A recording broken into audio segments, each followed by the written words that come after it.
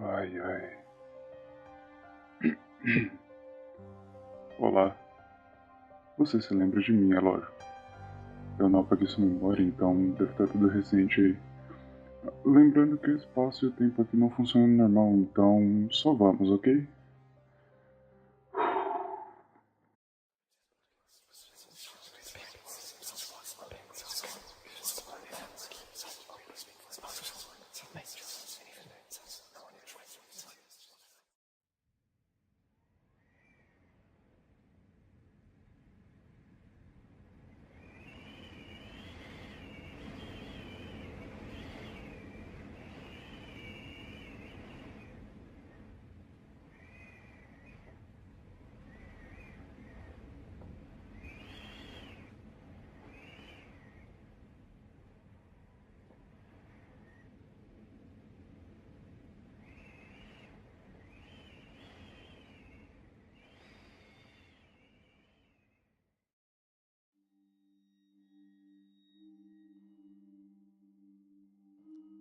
Quando esse pensamento ocorreu, percebi que minha visita indesejada deixara de se mover. Os lençóis da cama estavam calmos e adormecidos, mas foram substituídos por algo muito mais hediondo. Uma respiração lenta, rítmica e áspera era exalada da coisa abaixo. Eu podia imaginar seu peito subindo e descendo com cada respiração sórdida, ofegante e distorcida.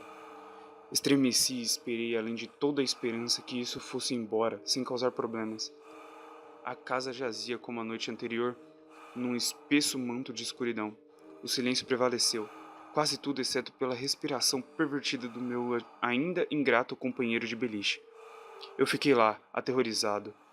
Eu só queria que essa coisa sumisse e me deixasse em paz. O que ela queria? Então algo inconfundível, arrepiante ocorreu. Ele se mexeu. Ele se moveu de maneira diferente de antes, debatendo-se no beliche de baixo. Pareceu irrestrito, sem propósito, quase animalesco. Este movimento, no entanto, foi impulsionado pela consciência, com um propósito, com um objetivo em mente. Para aquela coisa ali deitada, na escuridão, aquela coisa que parecia aterrorizar um garoto, sentou-se calmamente. Sua respiração, rouca, tornou-se mais alta. Agora apenas um colchão e algumas frágeis tábuas de madeira separavam meu corpo da respiração sobrenatural. Eu deitado lá, meus olhos cheios de lágrimas, um medo que meras palavras não podem descrever para você ou qualquer outra pessoa ocorreu em minhas veias. Eu não acreditei que esse medo poderia aumentar, mas eu estava tão errado. Imaginei como seria essa coisa sentada lá, debaixo do meu colchão, na esperança de receber o menor sinal de que eu estava acordado. A imaginação então se transformou em uma realidade desconcertante. A coisa começou a tocar as ripas de madeira em que meu colchão estava.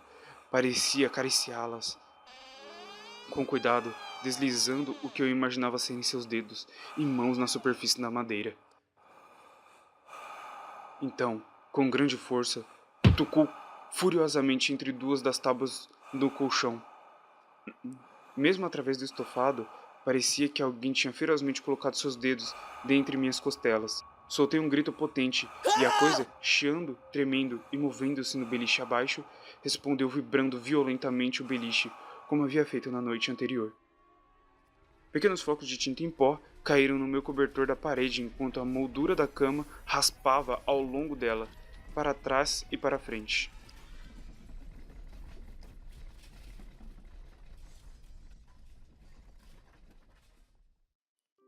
Mais uma vez fui banhado em luz, e lá estava minha mãe, amável e cuidadosa, como sempre foi. Com um abraço reconfortante e palavras tranquilizadoras, acabou subjugando minha histeria. Claro que ela perguntou o que estava errado, mas eu não podia dizer, não ousei dizer. Eu simplesmente disse uma palavra, repetidas vezes. Pesadelo. Esse padrão de eventos continuou por semanas, se não meses. Noite após noite acordava com o som dos lençóis farfalhantes. Cada vez eu gritava para não dar tempo a esta abominação para me sentir. Com cada choro, a cama tremia violentamente, parando com a chegada de minha mãe, que passava o resto da noite no beliche de baixo. aparentemente inconsciente da força sinistra torturando seu filho todas as noites. Ao longo do caminho, consegui fingir doença, algumas vezes, e inventar outras razões menos do que verdadeiras para dormir na cama dos meus pais. Mas, na maioria das vezes, eu ficava sozinho, nas primeiras horas de cada noite naquele lugar, o quarto onde mal tinha iluminação vinda de fora, sozinho com essa coisa. Com o tempo, você pode ficar insensível a quase tudo, não importa o quão horrível seja. Eu tinha percebido que, por qualquer que seja o motivo, isso não conseguia me prejudicar quando minha mãe estivesse presente.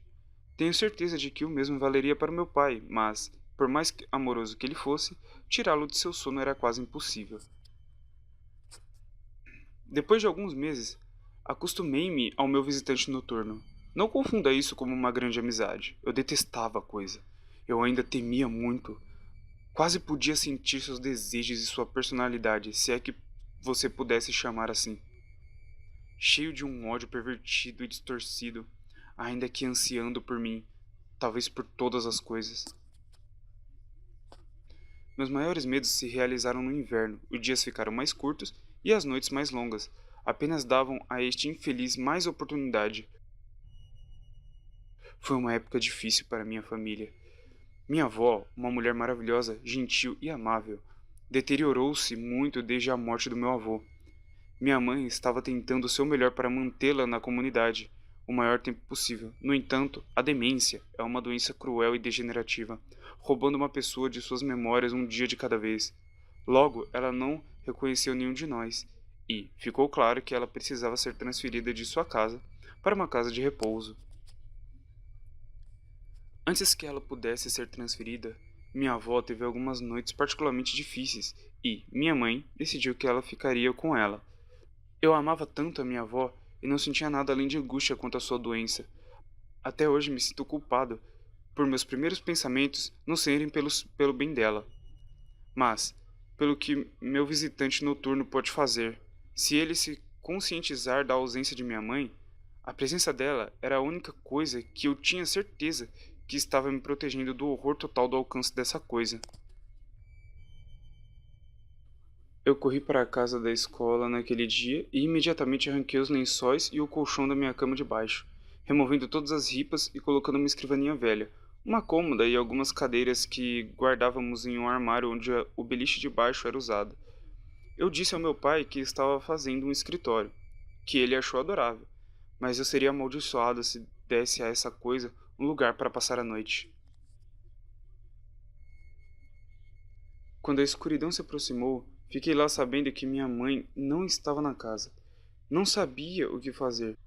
Meu único impulso foi entrar em seu quarto e pegar em sua caixa de joias um pequeno crucifixo de família que eu já havia visto lá. Enquanto minha família não era muito religiosa, nessa idade eu ainda acreditava em Deus e esperava que de alguma forma isso me protegesse. Embora amedrontado e ansioso, enquanto segurava o crucifixo debaixo de meu travesseiro, com força numa das mãos, o sono finalmente chegou e, enquanto eu mergulhava para sonhar, esperava acordar de manhã sem incidentes. Infelizmente, aquela noite foi a mais aterrorizante de todas. Eu acordei gradualmente. O quarto estava novamente escuro. Enquanto meus olhos se ajustavam, eu podia ver a janela, a porta, as paredes, alguns brinquedos numa prateleira e... Até hoje estremeço ao pensar nisso, pois não havia barulho, nenhum farfalhar dos lençóis, nenhum movimento suspeito. O quarto parecia sem vida.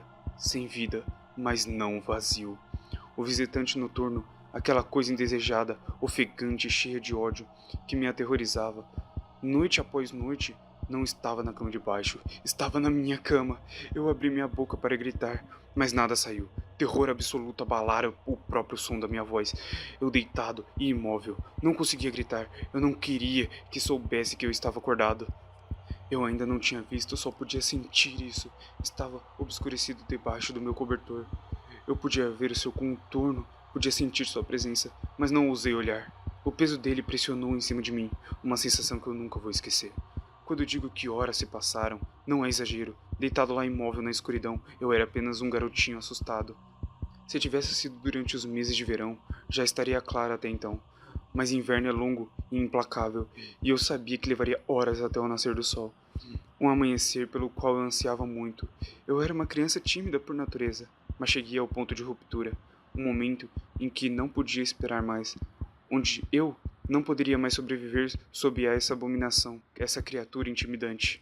O medo pode às vezes desgastar você, deixá-lo surrado, uma casca de nervos deixando apenas o menor vestígio de você para trás. Eu tinha que sair dessa cama, então me lembrei do crucifixo. Minha mão ainda estava debaixo do travesseiro, mas estava vazia. Eu lentamente movi meu pulso ao redor para encontrá-lo, minimizando melhor o que pude o som e as vibrações que eu causava, mas não encontrei nada.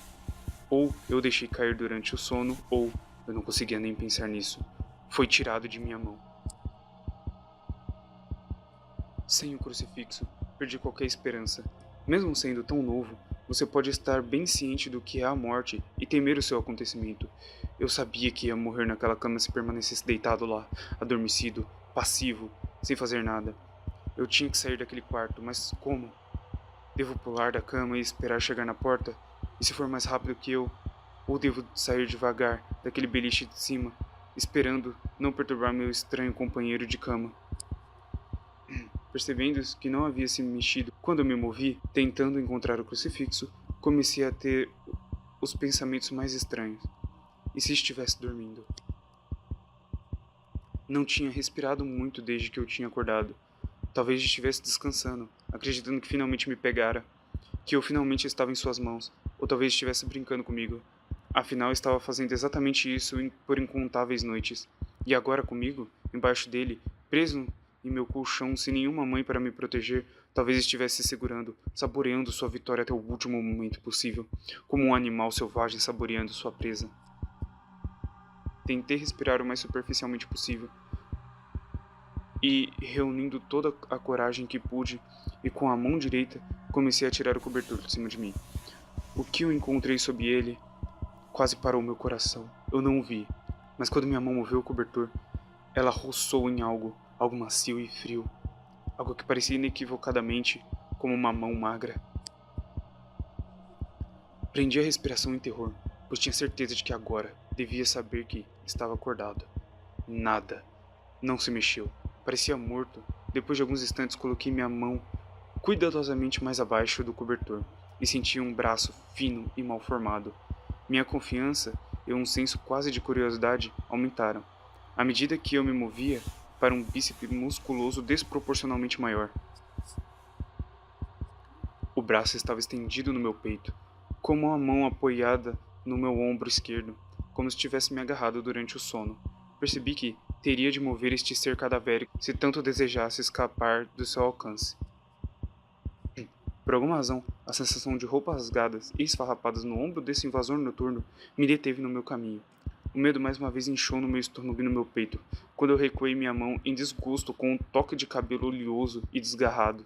Não consegui tocar o rosto dele, embora me pergunte até hoje como seria.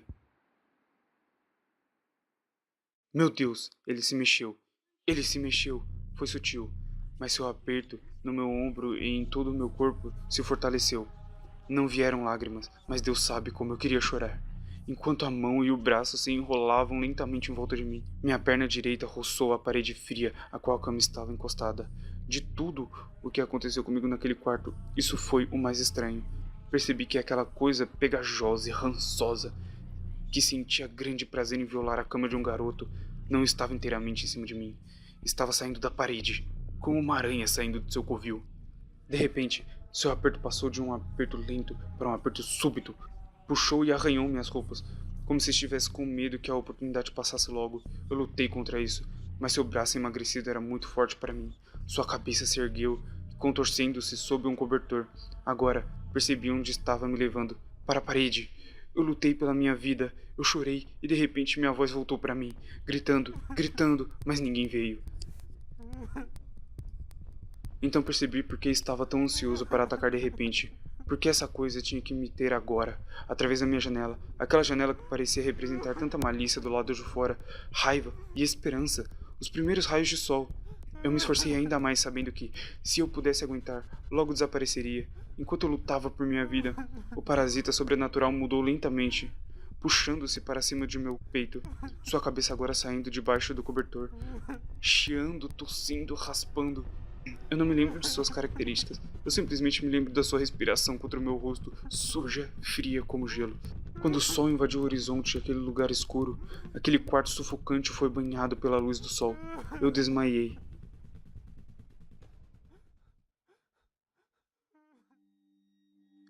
Eu desmaiei quando seus dedos magros cercaram meu pescoço, apertando a própria vida em mim. Acordei com meu pai me oferecendo o café da manhã. Uma visão maravilhosa. Eu tinha sobrevivido à experiência mais horrível da minha vida até então. Afastei a cama da parede, deixando para trás a mobília que eu acreditava que impediria aquela coisa de me alcançar. Mal sabia eu que tentaria levar a mim novamente. Semanas passaram sem incidentes, mas em uma noite fria e gélida eu acordei ao som dos móveis onde os beliches costumavam estar, vibrando violentamente. No momento em que passou, fiquei lá, com certeza de que podia ouvir um chiado distante vindo de dentro da parede, finalmente desaparecendo na distância. Eu nunca contei a ninguém essa história antes. Até hoje continuo suando frio, com os sons dos lençóis da cama farfalhando durante a noite, ou com o chiado causado por um vento comum.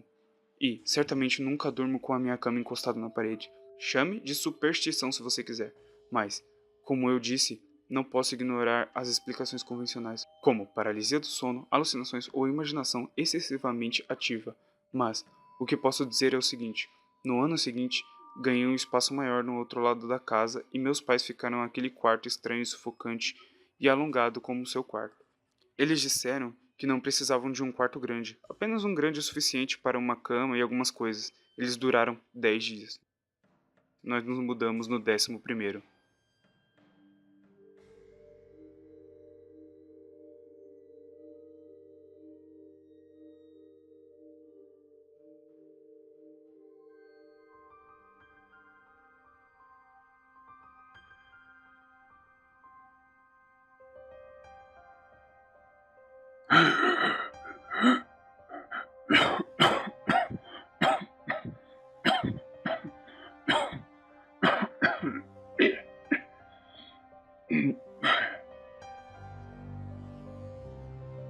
Ah, ok, ok. Não foi dos piores dessa vez. Poderia ter sido mais intenso. Bom, mas é isso por hoje. Eu não vou apagar essas memórias novamente. E na próxima a gente se vê, ok? Até a próxima então e tchau.